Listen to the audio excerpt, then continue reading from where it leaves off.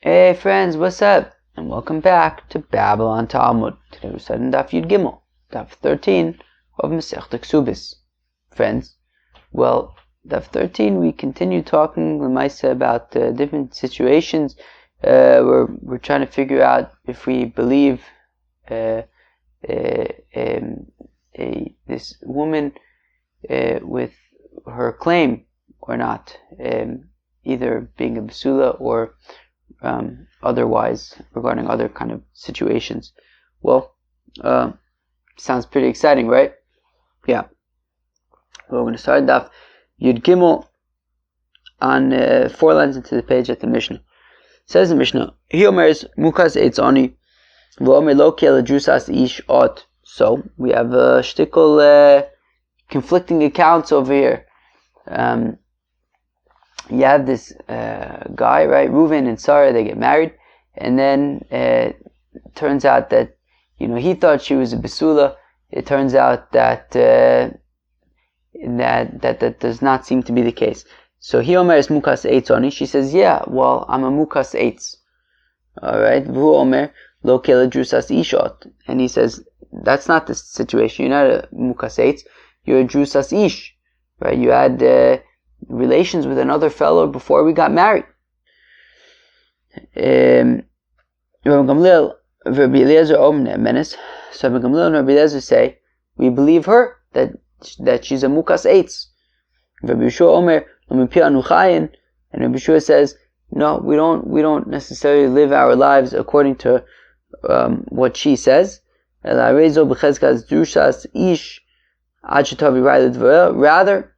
we assume it's like he says, that she's a drusas ish, that she had a relationship with another fellow prior to their marriage, until she could prove otherwise. Says the Gemara Tanasai B'mai. Now, what exactly is the difference between their arguments, right? When she says that she's a mukas eitz, what's she saying? And therefore what? And then when he says, no, you're a drusas ish, that you had a relationship with somebody else, and therefore what? So, Rabbi Yochanan Amar, b'mosayim v'monu. So Rabbi Yochanan says, well, she's saying that she's a mukas eitz, and therefore her Ksubis should be 200. And he's saying that she's a drusas ish, and therefore her Ksuba should be 100. Right? She's saying 200, he's saying 100. Rabbi Elazar Amar says, Rabbi Elazar, b'manu v'lo klum, that actually her argument is that she's a mukas eitz, and therefore she should get 100 mana, and he's saying, no, you are a drusas ish, and therefore you should get zilch, nothing. Rabbi Yochanan Omar b'masayim umana. So Rabbi Yochanan had said that the machlokas is between 200 and 100, right? That she's saying that she's a mukas eitz, and therefore her ksuba should be 200 zuz. So Reb Meir. So Rabbi Yochanan holds like Reb Meir. To Omer bein hikir ba ubein lo hikir ba, that we learned the other day that there's a phone. I forgot about that. Right, I'm back. Oh my gosh, I'm back in my parents' house in Teaneck, where they have telephones. Forgot about that. I think the last time I was here, I disconnected the telephone. Oh my gosh. Alright, let's just wait for it to stop ringing. Hopefully it won't ring again. Okay, stopped ringing. If it rings again, I might have to get up and turn it off. Unplug it or something like that. Take out the battery. I forgot what I did last time. Fine. So Rabbi Yochanan holds like Reb Meir, that whether he knew going into the marriage that she was a mukas eitz, or whether he did not know going into the marriage that she was a mukas eitz, such as in this case, right? He didn't know that she was a mukas eitz. All of a sudden, she's not a basula. It's like, what happened? So Reb Meir's opinion is that whether he knew, whether he didn't know, so the ksuba is nonetheless 200. And Rabbi Yochanan holds like Reb Meir, and therefore he says that she's claiming mukas eitz, and therefore her ksuba should be 200. Okay. So then Rabbi lo hikir ba masayim. Rabbi Elazar Omer, and says Rabbi Elazar b'manu v'lo klum.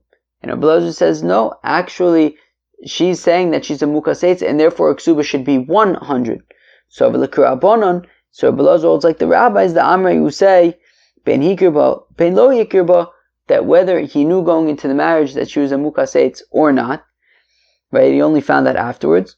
Mana or ksuba would be 100 mana. Bishlam Rabbi Elazar, lo kamu Rabbi Yochanan. So I can understand Rabbi Elazar, who says that mukas eitz would mean that her ksuba is 100 zuz, and therefore it's like the rabbis. So I understand why Rabbi Elazar doesn't hold like Rabbi Yochanan, de kamuki la kirabanan, because Rabbi Elazar is holding like the opinion of the rabbis, right? Of course, Yachid Rab Malachik Rab makes sense to say that Rabbi Elazar would hold like the rabbis. Ela Rabbi Yochanan, my time alo, Omar ki Rabbi Elazar. How come Rabbi Yochanan does not hold like Rabbi Elazar? How come Rabbi Yochanan is saying that, is holding like Reb Meir, and saying that by saying that she, right, by her saying that she's a mukas eitz, she's making the argument that a ksuba should be 200 like Reb Meir. Why would Rabbi Yochanan say that the halacha is like Reb Meir and not like the Rabbanan, that the ksuba should be 100 for a mukas eitz? So kasavar konse b'chezkas besula v'nimtzeis bula yesh lo ksuba mana. Well, because Rabbi Yochanan holds that in the situation of konse b'chezkas besula, when Ruvain marries Sarah thinking that she's a besula, v'nimtzeis beula, and it turns out that she is not, so ksuba mana. So ksuba is a mana, and therefore, right? She's arguing, right? So they got married. He thought that she was a besula. It turns out that she's not.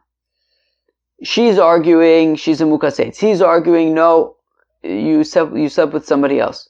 And Rabbi Yochanan holds that in the case of konse b'chezkas besula v'nimtzeis beula. Oh, the phone's ringing again.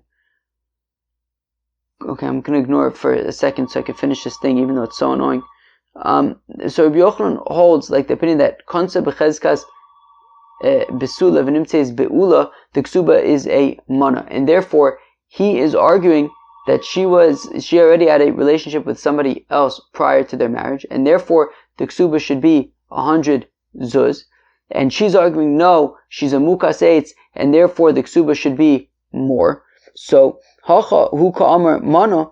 So he is arguing that she had a relationship with somebody else, and therefore, since Rabbi Yochanan holds that konse b'chezkas besula v'nimtzeis beula, the ksuba is a mana, so therefore memele he's saying that a ksuba should be a mana.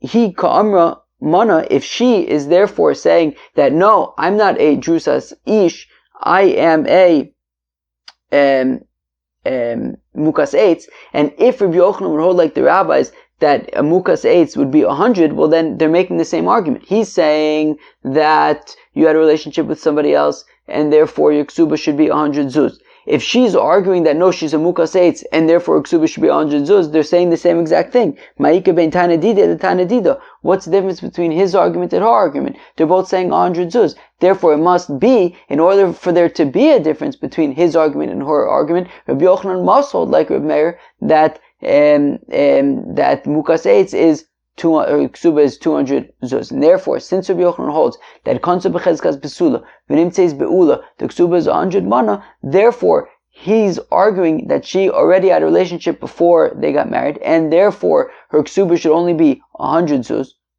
And she's arguing that she's a mukas eitz, and therefore her ksuba should be 200 zuz. It has to be like Reb Meir, who says that mukas eitz would be 200 zuz. Okay, let me go and see if I could somehow turn off this phone. Excuse me. Well, I actually don't even know. I couldn't even find the phone. So I guess what I'm going to have to do is I'm going to have to wait till the next time it rings. And then I'm going to have to say, oh, excuse me, 1 second. I have to track down the phone and then turn it off. Okay, Bishlam Rabbi Elazar. So I understand Rabbi Elazar. Hanu de Katani Tarte. So I understand why we need both Mishnayos. Chad lafukim d'Rabbi bar Chama v'chad lafukim d'Rabbi bar Oven. Amr Sheshes. No. So I understand according to Rabbi Elazar. So that's why we need both Mishnayos. Which both Mishnayos? The Mishnah from yesterday, which says that, he thought that he was marrying a basula. It turns out that she isn't. And she says, well, Misheras Tanin Nasti. She says that she got raped after their erisin, b'nistach v'sadeu, and sorry, dude. And then he says, no, that's not the case. Rather, you had a relationship beforehand, and he says it's a mekach tos. Right, that's what he says in the last Mishnah, that it was a mekach tos, that it was a mistaken right? That it was a mistaken marriage. And then there's also this Mishnah where it turns out that she's not a Besula, and she says, well, I'm a Mukas Eitz. So I understand why we need both of these Mishnayos, the one where she says Misha Erastani Ne'anasti, as well as the case of Mukas Eitz. So I understand, I understand, I can explain why we need both cases, the case of Misha Erastani Ne'anasti and also Mukas Eitz. One to the exclusion of Rami Bar Chama. What did Rami Bar Chama say? Rami Bar Chama had said yesterday that Rami Bar Chama had said yesterday that in the 2 days ago, that in the situation of Mukas Eitz, right? So if it's lo hikirba, in the situation of when they got married, he did not know that she was a Mukas Eitz, and then it turns out that she's a Mukas Eitz.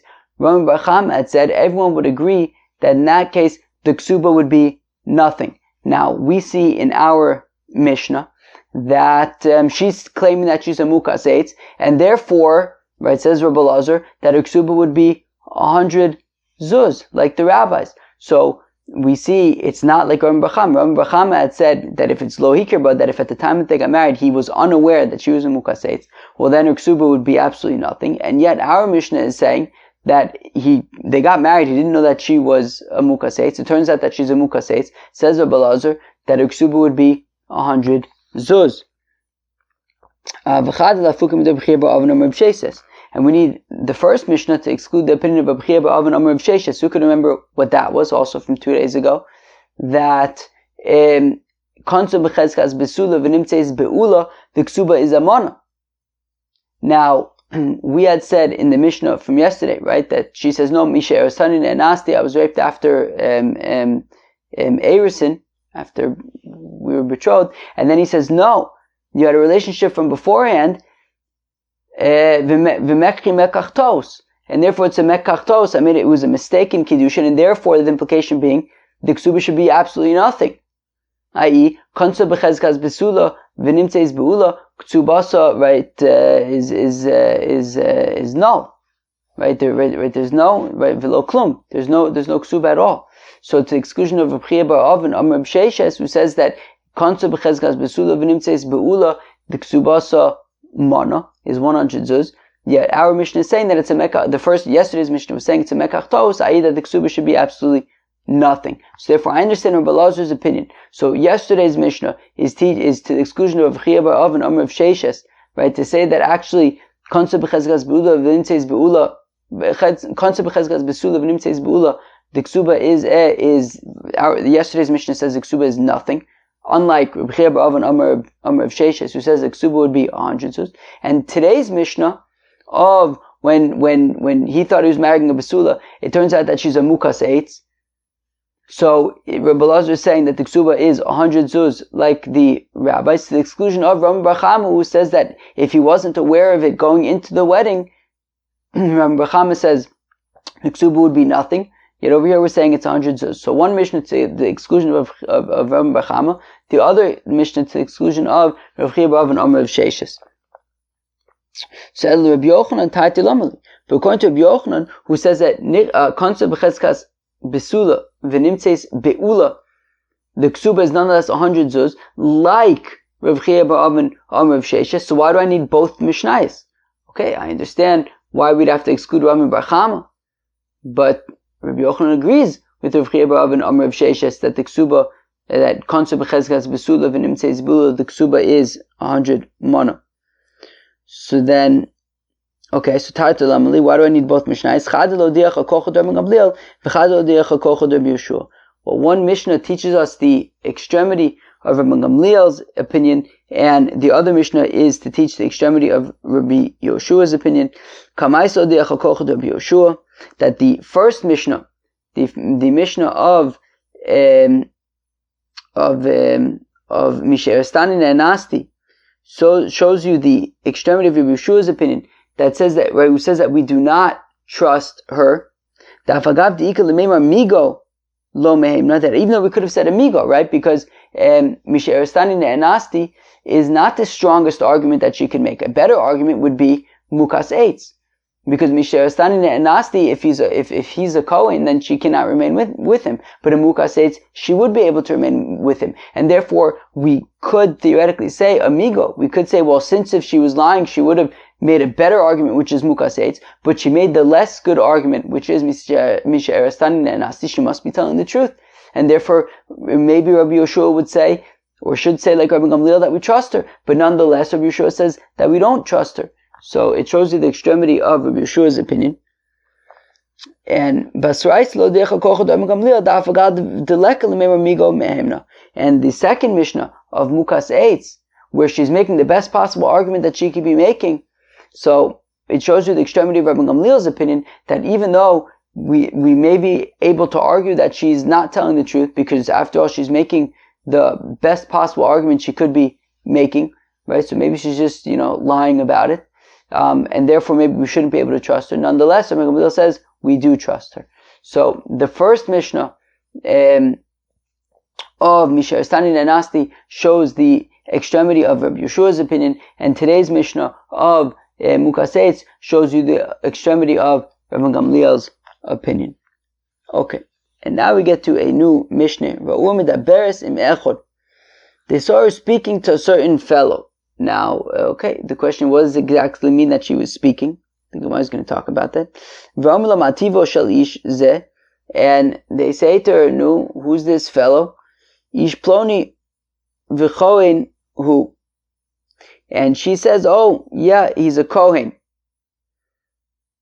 Rabbi Gamliel, Rabbi Eliezer, Menes. Rabbi Gamliel and Rabbi Eliezer say that she's believed. Rabbi Yeshua, Rabbi Yeshua says, no, we cannot believe her. Elo. Rather,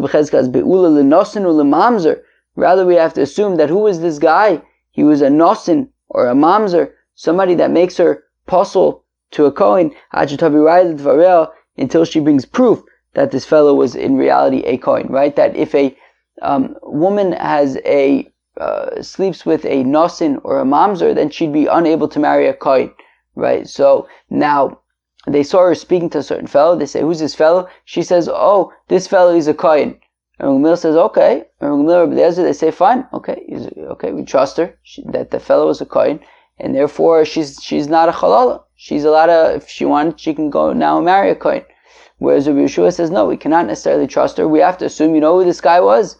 We have to assume the worst possible scenario, that he was a Nosin or he was a Mamzer, and she would be unable to marry a Kohen now. Until she could prove otherwise. If she was pregnant, and they said to her, Mativo shall uber zeh, and they said to her, no, what's the story with this fetus? No, who's the father?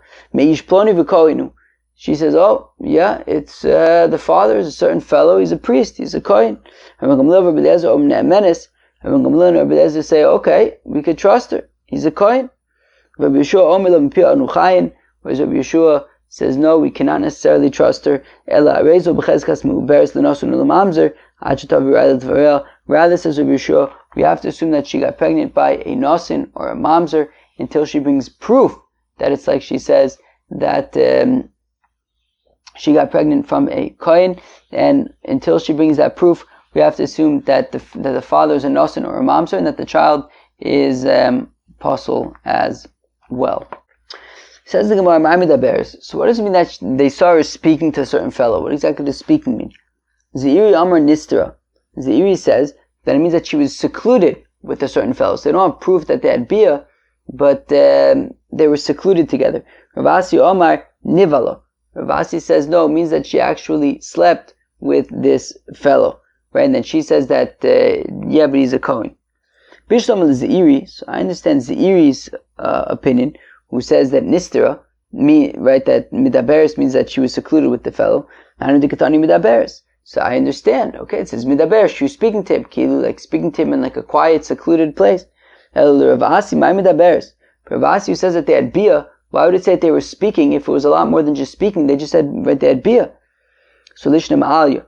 So the Gemara answers, well, the Mishnah is just trying to be nice.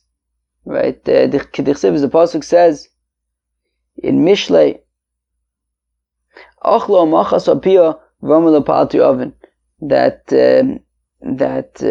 she she eats and she wipes her mouth and she says that she didn't do anything wrong, which is a reference to, it's a euphemism for bia. So here also when it says midaberes, it doesn't literally mean speaking, it means bia. Okay, fine. B'sham l'zeiri, says the Gemara. Okay, but I understand Zeiri's opinion. Hanu dekatani tarte midaberes u'meuberes.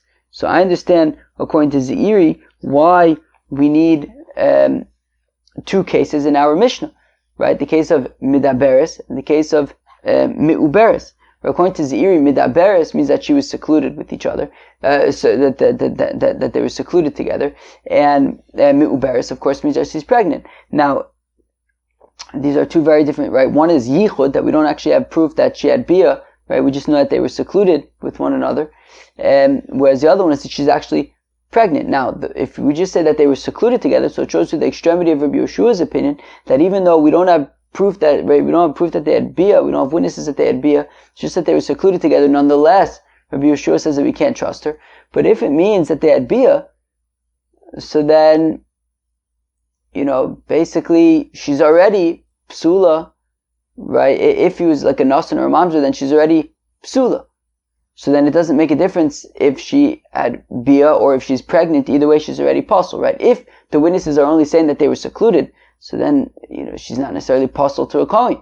All we know is that they were secluded. And if Rabbi Yeshua still says that we don't trust her, so then that shows the extremity of his opinion, that even in that case where they're only secluded, he still says that she's also, right? She can't now marry a kohen.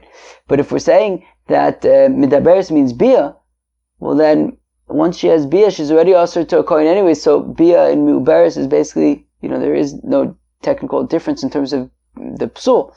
So then why do I need, right, what's really the difference, the practical difference between midaberes and meuberes, if midaberes means bia?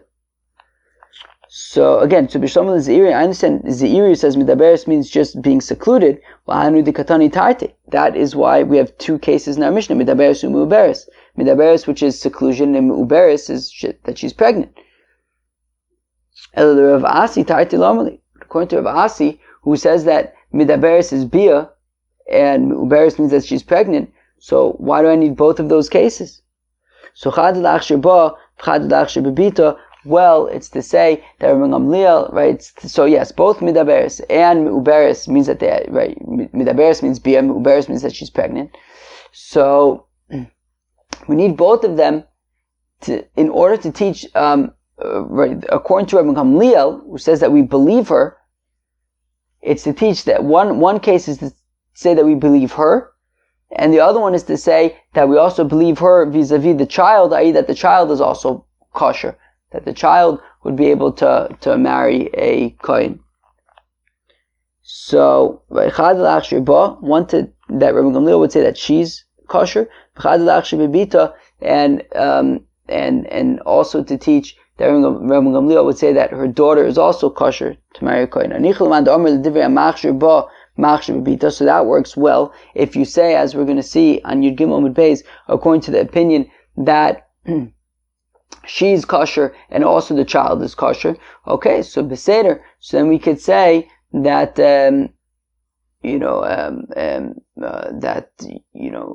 Bia is talking about her, and then Meuberes is talking about the child. Fine.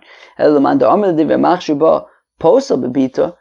according to the opinion, it says that even if Rabbi Gamliel says that she's kosher, but that would not be the case for the child, well then, what's the deal with according to Rav Asi, why do you need Bia and Meuberes?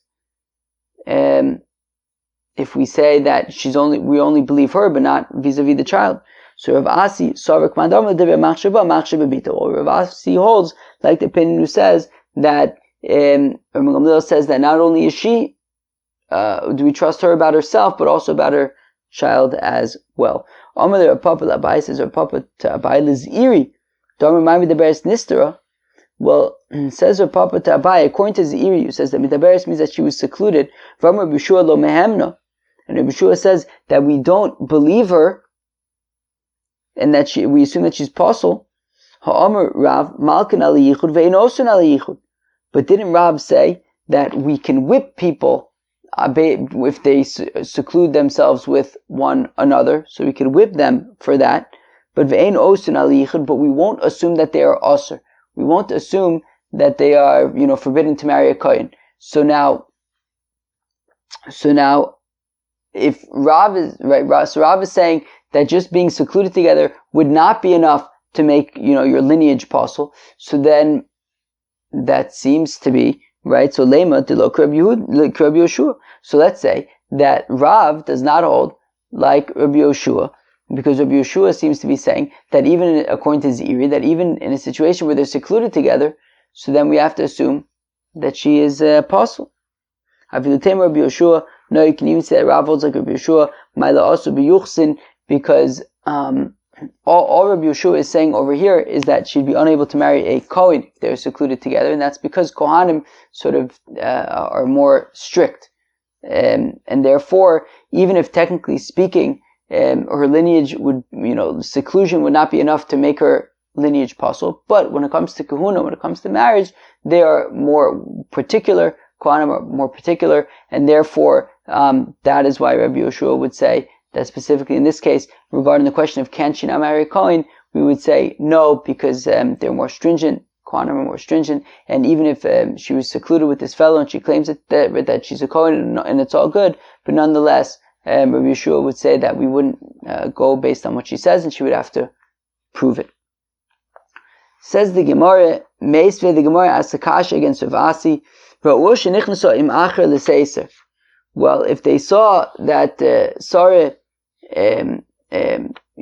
secluded herself with another fellow, or she went into a dilapidated ruin with some other fellow, and the assumption is that in the dilapidated ruin, they went there to have bia. Right? So the first case we said Nistra, they were simply secluded with each other. But then it says that Nichnas al-Churva, that they went with each other into a dilapidated ruin, which the assumption is that they went into a dilapidated ruin to have bia. V'amula, and they said, Mativu shalish zeh. Who is this fellow? Koenu. Okay. Sorry, I heard somebody in the background. Kohen hu uven achiabu. And then she says that, that guy is a Kohen. He's the son of the brother of my father. Oh, noise happening. Rabbi Gamliel, Rabbi Eliezer, Omer Ne'emenes. Rabbi Gamliel and Rabbi Eliezer say, okay, we could trust her. Rabbi Yeshua, Omer, Lo mipio anu chayin. Whereas Rabbi Yeshua says that we don't necessarily, we can't just live based on what she says. Ella, harizo b'chezkas be'ula, l'nosun l'mamzer. Rather, says Rabbi Yeshua, we have to assume that she had a relationship with a nosin or a mamzer, until she proves that the fellow is really a Kohen. So now, we had mentioned two things. We had mentioned that she was secluded with this fellow. We also mentioned that she went into a dilapidated ruin with this fellow, which mistama is for bia. So B'Shlomo Zeiri, Hanu Dekatani Tarte, they say so l'churva. So I understand according to Zeiri, so it mentions seclusion, and it mentions essentially bia. Elo, the Rav Asi, Domer Nivala, Tarte Lomali. But according to Rav Asi, what's the deal with the two, right, with the seclusion and the dilapidated ruin, if Rav Asi says the whole thing is really just talking about bia? So Chada Katani, so Rav Asi would say, no, so it's not two separate things. It's not Nistera and Churva. Rather, L'Seiser de Churva, they went into the seclusion of a dilapidated ruin, i.e. just to have bia. For L'Seiser or L'Churva Katani. But it doesn't say L'Seiser de Churva, it says either to seclusion or to a dilapidated ruin, which is implying that they're two separate things. So Chada l'churva demata v'chada l'churva dedavra, to which Rav Asi would say, no, it's really just the same thing, that it's talking about bia, and it's two different types of dilapidated ruins. One is talking about a dilapidated ruin in a city, and the other one is talking about a dilapidated ruin in a field.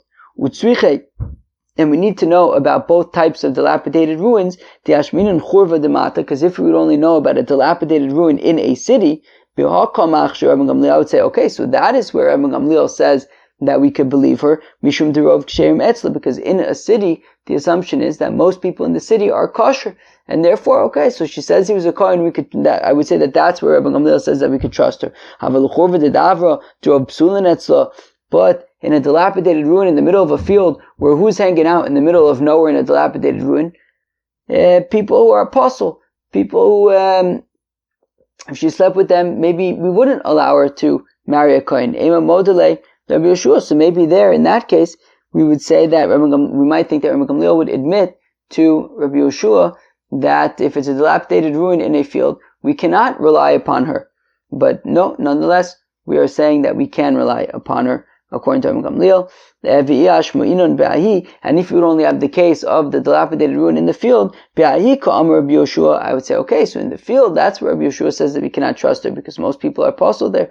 But I would say maybe if it's a dilapidated ruin in there's a lot of activity happening all over the place. If it was a dilapidated ruin in a city, so I might think that maybe Rabbi Yeshua would agree with Rabbi Gamliel that we can trust her because most people are kosher there. Therefore we need both the dilapidated ruin in the city and the dilapidated ruin in the field. Meisvei, we have a kasha. Zo edus she'isha ksherela. Okay, so we say that this is testimony that that a woman is that we could believe her. We have to figure out which case. Are we talking about the case of seclusion? Are we talking about the case of bia? What are we talking about? Rabbi Yeshua Omer says, Rabbi Yeshua Eina ne'emenes. Rabbi Yeshua replies and says, no, we cannot believe her. Okay.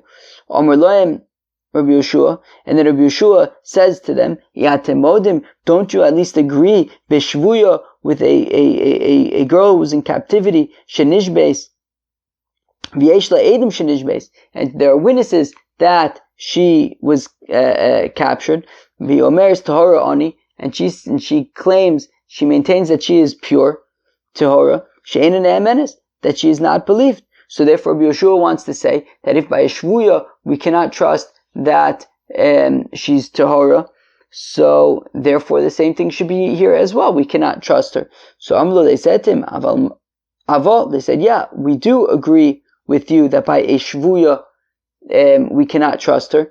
Okay, let's go weiter. My hefesh yesh benzo lazo. So then Rabbi Yeshua says, okay, so then what's the difference between this girl who's in captivity and this situation of this girl who was secluded? Why in one case should we believe her? Right? I mean, if we don't believe her in the case of the shvuya, why should we believe her by this case of seclusion? So lazo yeshedim v'lazo ein edim. To which they say, yeah, well, you had just said that in the case of the shvuya there were witnesses. Here there were no witnesses of their seclusion. So Amalem af lazo yesh edim. So we say here also there were witnesses. Shari kreisa ben shinel. Well, because her her pregnancy is between her teeth. Keilu, she's clearly pregnant. So now let's go weiter for a second. Okay, let's go weiter for a second. Amulo, they said to him, Ro ovdei kochavim prutzim ba'arayos. They say, yeah, but most ovdei kochavim are prutzim ba'arayos. Okay, Amulo, and he said to them in apotropos la'arayos that yeah, but you can't defend arayos. Okay, let's keep on going weiter. The Gemara is going to explain what this means. When is it said be'edus isha begufa? That is specifically by the testimony about a woman for herself. Aval edus isha bebita tivakov lad shtuki. But if she's testifying about her child, so then everyone says, no, forget it, the child is a shtuki. Okay, now, says the Gemara, Maika Amrlu, Umaika Mahajile. Now, what exactly was his dialogue, right? Everything was kind of more or less okay, until we started getting to but then they said that most of the kochavim are prutzim ba'arayis, and then he says, Einat patropos la'arayos, so you can't defend arayos. What exactly does that mean? Okay, so Achika Amrle, this is what happened. Heshavtani ala mu'uberes. So they said to Rabbi Yeshua, okay, so you explained to us regarding mi'uberes, right? Because you said, right, that Kreisa ben Shinel, that, clearly she was, right, I mean, she's pregnant. So therefore, that's basically serves as witness. And therefore, Rabbi Yeshua is saying that just like when it comes to the shvuya, where there were witnesses and we can't trust her, so it says Rabbi Yeshua also here, where she's clearly pregnant, we can't trust her either. So then they say, okay, fine. So you've said that in the case of when she's pregnant, we can't trust her. But what about in a situation where she was just secluded? In that case, there are no witnesses. So Amar Loim, he says to them, Midaberes hainu shvuya. And he says to them, well, the situation of, right, so, okay, let me find this phone. Excuse me 1 second. Okay, I think I just found it and turned it off. Okay, fine. So, Amar Loim, Midaberes hainu shvuya. Right, so Rabbi Yeshua says to them, but the Midaberes situation of seclusion is basically the same thing as the girl who was in captivity. Amrlo, they said to him, Shiny Shvuya. They says, yeah, but no, but the Shvuya is different. Look, when it comes to the Shvuya, so we can assume that she's impure, because look, she was captured by Ovdei Kochavim, and most of the Ovdei Kochavim are having inappropriate relationships, and therefore we cannot assume that she is pure. But over here, in the situation where she was secluded with a fellow and she's claiming that he's a Kohen, why can't we trust her? So Amar Loim Honami came distate in apotropos larayos, to which Rabbi Yeshua says, look, once already she was secluded with this fellow, in apotropos larayos. An apotropos is like a lawyer, right, a defense attorney. So there's no defense attorneys when it comes to arayos. If she was secluded with the fellow, we don't need to, defend her and say, yeah, but it was with a Jew, and the Jews are not prutzos barayos, so maybe we can trust her that he really was a kohen. No, we don't have to defend her. So that was Rabbi Yeshua's argument. So katanu mias tarte midaberes uberes tufta dervasi tufta. But nonetheless, we mentioned in this brisa, we mentioned both midaberes and meuberes. So apparently it does seem to say that one is talking about bia and the other one is talking about seclusion, and therefore it's a kasha on Rav Asi, who says that they're both talking about bia. Typically the awesome Rav Psulin etzla, v'achar Rav Ksherin etzla. But 1 second, according to Yeshua, shouldn't there be a substantive difference that when it comes to the shvuya, most of the people around there are psulin or ovdei kochavim, yet over here she's around people who are kosher to her. So shouldn't that make a difference, right? So again, typically the awesome, shouldn't Rabbi Yeshua make a distinction that over there by the shvuya Rav psulin etzla, most of the people there are psulin, v'achar Rav ksherin etzla, whereas over here by this girl, most of the people are kosher. Mesele Rabbi Yeshua ben Levi, well, this supports Rabbi Yeshua ben Levi, the Amar who said, Rabbi Yeshua ben Levi, the divrei machshir afilu b'psulin, that according to Rabbi Gamliel who says that we trust her even in a situation where most of the people there are apostle. Like, for example, we mentioned earlier that even if there was like a dilapidated ruin in a field where like most people are apostle around there, still Rabbi Gamliel says that we could trust her. The apostle afilu b'rov ksherim, and according to the one who says apostle, Rabbi Yeshua says that it's apostle even when most of them are kosher, such as over here with this girl who was secluded with this fellow. Rabbi Yochanan says, Rabbi Yochanan, the divrei machshir ba machshir bebita, says Rabbi Yochanan that according to the opinion who said, right, according to Rabbi Gamliel, right, who says that we could trust her, so vis-a-vis herself, so we could also trust her vis-a-vis her child, right? So for example, right, we see that, right, if we see that she's pregnant and she says that she got pregnant from a priest, from a kohen, okay, so we trust her that she got pregnant from a kohen, and also that the child is a child from a kohen, and right, she could marry a kohen, the child could marry a kohen. The divrei posel bebita, and according to Rabbi Yeshua, who says that we don't trust her and she has to prove that he was really a kohen, otherwise we have to assume that she got pregnant from a noson or a mamzer. The same would apply to the child as well, that the child would be apostle as well and cannot marry a kohen. Now Rabbi Elazar omer divrei machshir ba posel bebita. Now Rabbi Elazar says that according to Rabbi Gamliel, who says that we trust her, however, that's only with regard to her, but the child would be apostle. Amar Rabba, my time with Rabbi Elazar, Rabbi says, what's the reason for Rabbi Elazar? Why does Rabbi Elazar say that Rabbi Gamliel would trust her vis-a-vis herself, but not vis-a-vis the child? B'shlama isla chezkas chazaka de kashrus. The answer is because, well, she has a chazaka of being kosher. She was born kosher. She has a chazaka that she's kosher. Bita leisla chezkas kashrus. But her daughter was not born with a chazaka of being kosher. She was davka born out of the suffix, we don't know who the father was. So therefore, that's why Rabbi Elazar says that we cannot trust her with regard to the status of her daughter. Eisvei Rabbi Lazar to Rabbi Yochanan. Rabbi Lazar asked a kasha to Rabbi Yochanan. To Rabbi Yochanan had said that we could trust her with regard to herself as well as with regard to her daughter. That the Brisa says that we could trust her regarding herself. But with regarding her child, everyone agrees that the child is a shtuki. My life shtuki uposel. It means that the child is a shtuki, i.e., we don't know who the father is, and she's posel, and the child is posel. Lo shtuki v'kosher. No, we don't know who the father is, but the child is nonetheless kosher. Umika shtuki kosher. Is there a possibility for a shtuki, for this child that we don't know who the father is, to be kosher? Yes, it's possible. Kedishmul, like Shmuel, the Amr Shmuel says, Shmuel asar kohanim omdim, that if you have 10 priests standing around, and then one of them leaves and has bia, havlad shtuki, and we don't know who the father is, so the child is a shtuki. Right? We don't know which kohen it was that that went and had bia. My shtuki. What does it mean that the child is a shtuki? If it's that, well, we don't know who the father is, and therefore this child can never make a claim for inheritance, because any one of the fathers that he tries to claim inheritance for, the heirs will just be like, he wasn't your father. So pshita, that's obvious. We don't know who the father is. Obviously, the child will be unable to, claim the inheritance. He doesn't know which one is his father. So Elish Mashtikin also mean din kihuna. Rather, it means that no, we quiet him from the din of kahuna, that we can't treat him as a kohen, that he can't eat kodshim or serve in the Beis Hamikdash. The pasuk says, "Vaysa lo luzaru achar bris kahunas olam."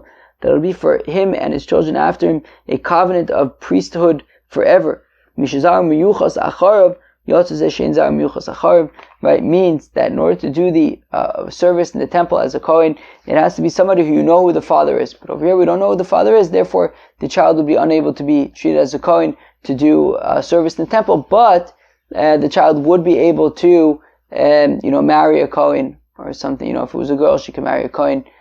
Things like that. So therefore, Rabbi Yochanan would say that the child would be okay, even if the child is a shtuki.